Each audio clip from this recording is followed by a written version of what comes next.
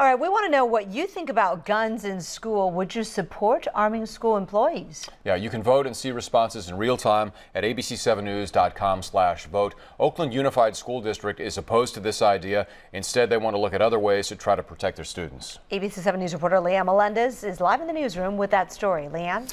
Well, earlier this year, a congressman introduced a bill called the Stop School Violence Act. Now, it calls for $50 million in federal funding every year to bring prevention programs to schools. And here it is. I have read it, and I could say that Oakland Unified, because of its own police department, is already doing this or is in the process of implementing some of these strategies.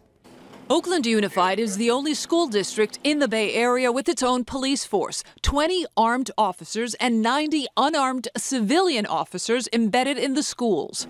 Surveillance video cameras are monitored at police headquarters, giving them an advantage. We know the hallways, we know the classrooms, we know the nooks and crannies.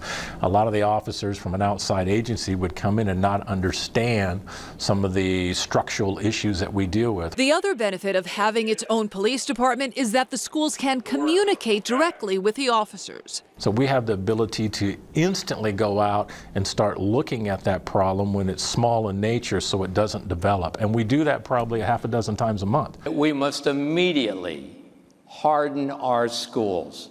That was the message delivered today by the National Rifle Association, which supports arming school personnel with guns, a proposal Chief Jeff Godown and others in the district are against. We are not going to arm teachers to try and fix what is society's problem of too many weapons and too many guns. Based on the climate in Oakland, that this would not be something we support. Nina Sen is a school board member who on Tuesday will introduce legislation to make Oakland schools even safer by having a tip line and mandating that all principals and front office staff get trained in how to deal with an active shooter.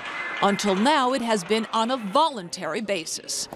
Now, if they make it mandatory, the idea is to have the principals go back to their schools to train the rest of the staff, although I have to tell you, some teachers in Oakland have already done the voluntary program. In the newsroom, Leanne Melendez, ABC 7 News.